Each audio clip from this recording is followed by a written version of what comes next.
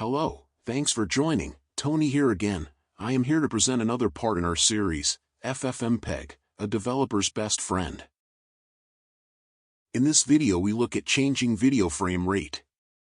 This is normally conducted as an alignment process in pre- or post-video processing.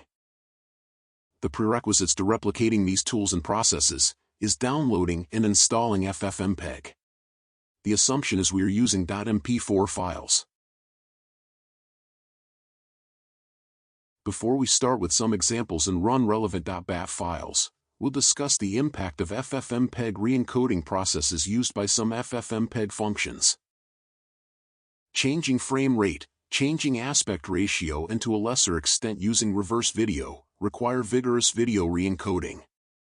The following series of text boards being presented in the video detail the normal reasons for using frame rate change, the risks, and the risk mitigations provided in FFmpeg's standard .bat file code. We also provide alternative FFmpeg frame rate functions that may fit your purposes. Please read carefully so you understand the process and what is changing when recalibrating frame rates. Changing frame rate in FFmpeg does affect video quality, but how much depends on how you change it, whether you re-encode, and whether you repeat the process multiple times. Audio is usually unaffected unless you choose the wrong method. All of the .bat files provided by FFmpeg have been optimized based on current standard. Specific parameters minimize loss during the re-encoding phases. Obviously, running the same file through many parses will deteriorate quality over time. Solution: copy in fresh instances. Define and plan your workflow and use only once in your process. At FFmpeg, we use a landing folder for video tasks. We copy them from their storage folder, safeguarding the master copy. Our video processing lab holds all our .bat files, temporarily and manages our inputs and outputs, before returning outputs to their relevant folder. Each FFmpeg tool is labeled by their function.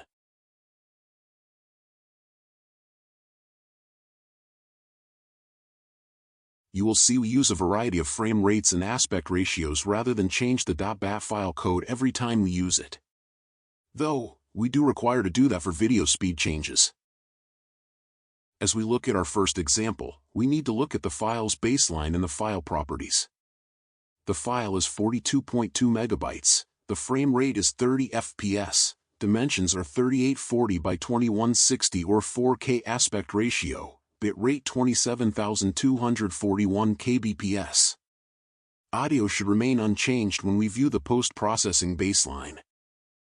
In all the FFmpeg frame rate change operations, previewing and reviewing the file baseline properties is key to knowing if the process ran successfully and was optimal in re-encoding the file. In our example, we're going to just parse the file through the 30 frames per second frame rate change process to clearly see the compression and baseline changes using no change in frame rate. The operation can be conducted in batch if required. We will open up the video to see the quality before processing, and we'll do the same after the run. There's no sound applied. This is a raw video created using Comfy UI platform, running a 2.2 image to video workflow. Now, running the .bat file.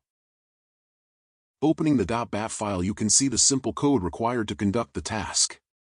The code is provided in the video description and related information. A good process to follow for any code snippet you discover is to provide the code to either Google AI, ChatGPT, Claude, or any other AI knowledge system to verify the code validity, and check if there have been updates to code. Now, running the .bat file. As you can see, running command code on your local desktop makes the process extremely fast. An added bonus, automatic file compression is applied when running these FFmpeg functions. Okay, let's look at the result in the file properties. The file is now 30 megabytes, the frame rate is unchanged at 30 FPS, dimensions are unchanged at 3840 by 2160 or 4K aspect ratio. Bitrate now 19,348 kbps. Audio remain unchanged. Compression and baseline changes using no change in frame rate. So you can see bitrate loss equated to file volume reduction. Let's look at the quality. Nothing really noticeable. Ensure you run tests on your desktop to compare before committing to production run. Our next example brings the rate down to 16 frames per second. The example output will provide the output file properties and a preview QA of the video. Some thoughts about bit rates. While increasing bitrate improves video quality, there is a physical threshold. Beyond a certain point, the human eye cannot distinguish the difference in quality, but the file sizes and upload processing times continue to grow. Furthermore, platforms like YouTube and Twitch will recompress and limit your uploaded bitrate, which is why it is often recommended to hit their specific target zones rather than pushing arbitrary massive numbers. To get the best balance of quality, without using unnecessary bandwidth or storage, and optimized for distribution, target these general encoding settings. Using 720p at 60 frames per second or 1080p at 30 frames per second should be around 4000 to 6000 kbps. Using 1080p at 60 frames per second should be around 6000 to 8000 kbps. 4K at 60 frames per second should be around 30,000 to 50,000 kbps. That looks okay. Our last example is running the same file through the 50 frames per second process and viewing the result.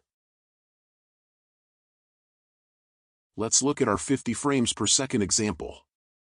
As before, the file to be re-encoded is 42.2 megabytes, the frame rate is 30 frames per second, dimensions are 3840 by 2160, or a 4K aspect ratio, bit rate is 27,241 kbps. Audio should remain unchanged when we view the post baseline. We will run the .bat file in the 50 frames per second change room.